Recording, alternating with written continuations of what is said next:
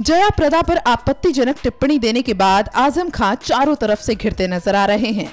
BJP के साथ ही कांग्रेस ने उनके इस बयान की निंदा की है, तो वहीं अब आप विधायक अलका लांबा ने भी इस पर कड़ी प्रतिक्रिया जाहिर की है।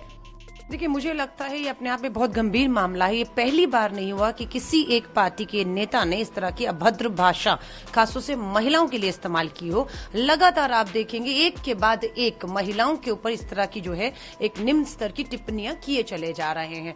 मुझे लगता है बिल्कुल आजम खान जी ने जो कुछ भी कहा है वो बहुत शर्मनाक तरीके से है। उसकी पूरी पार्टी को उसके लिए माफी मांगनी चाहिए। और इतना ही नहीं, उनका गुस्सा जो अभी मैं देख रही हूँ, हिमाचल के जो भाजपा के अध्यक्ष हैं उन्होंने अपनी चुनावी जनसभा में गाली देते हुए फिर कांग्रेस के जो अध्यक्ष हैं उनके लिए अभद्र टिप्पणी की है। तो मुझे लगता है कि कोई भी पार्टी नेता को बहुत ध्यान रखना है और इसको बहुत गंभीरता से लिए जाने की आवश्यकता है। और महिलाओं को बिल्कुल चुनाव आयोग तक पहुंचना चाहिए इस तरह की टिप्पणियों के खिलाफ, और इन लोगों की तो बिल्कुल नामांकन करने से भी इनको रोकना चाहिए। जहां पर आप एक तरफ से देख रहे हैं महिलाओं के प्रति कितने अपराध बढ़ रहे हैं, वही मानसिकता दिखाती है। अगर इस मानसिकता के लोग जो महिलाओं के प्रति निम्न स्तर की मानसिकता रखते हैं, ऐसे लोग अगर आपके संसद में पहुंचते हैं तो आप सोच लीजिए महिलाएं अपनी सुरक्षा को, अपने अधिकारों को, सम्मान को भूल जाएं।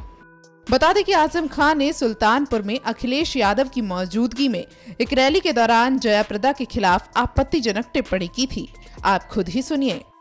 मैं आपसे सवाल करता हूं कि क्या राजनीति इतनी गिर जाएगी?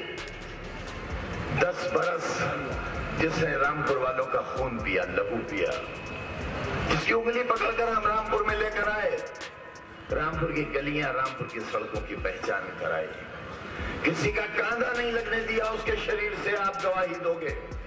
कांधा नहीं लगने दिया, छूने नहीं दिया, गंदी बात नहीं करने दी।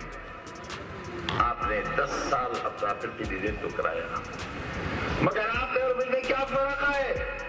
शाहबाद वालों, रामपुर वालों, उत्तर प्रदेश वालों, हिंदुस्तान वालों, उसकी असलियत समझने में आपको 17 बरस लगे।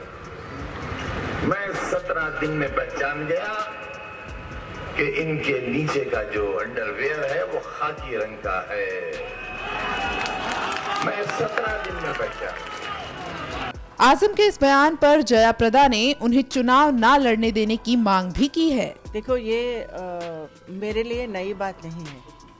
इसी के वजह से आपको याद होगा कि 2009 में उन्हीं के पार्टी में मैं प्रत्याशी थी, और पार्टी में होते हुए भी पार्टी के जो आदरणीय मोदी जी और अखिलेश, कोई मुझे समर्थन नहीं किया था जब मेरे ऊपर इस तरह की टिप्पणी। आजम खान साहब को ये आदत है, आदत से मजबूर है ये। अगर ये नहीं करता है तो ये नई बात होगी, लेकिन बात ये है कि इसके स्तर किस तरह का गिर गया है कि ये संविधान को, लोकतंत्र के ऊपर दर्जा उड़ा रहे, कि ये कभी सुधरेगा नहीं है।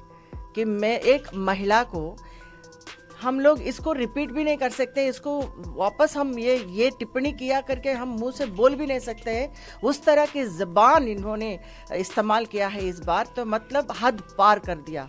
अब मेरा क्षमता खत्म, अब मेरे लिए वो कभी भी भाई नहीं है, कुछ भी नहीं है। वो हमारे लिए इतना दुश्मनी बना दिया। पता नहीं मैंने उनके लिए क्या किया, मैंने ऐसे कौन सी बात कर दिया कि वो इस तरह की टिप्पणी कर रहा है। लेकिन उसके ऊपर एफआईआर भी हुआ है, तो इसका मतलब ये है कि ये जनता तक पहुंचा है और इसको छोड़ेंगे नहीं लोग। और मैं चाहती हूं कि इसका चुनाव, तो मतलब इसका चुनाव नहीं होना चाहिए, इसको चुनाव से इसको रद्द करना चाहिए। क्योंकि ये आदमी ऐसा है कि ये अगर चुनाव जीत गया तो लोकतंत्र क्या होगा? महिलाओं के समाज में महिलाओं के स्थान भी नहीं मिलेगा, महिलाओं की रक्षा नहीं है, तो हम जाएंगे कहाँ?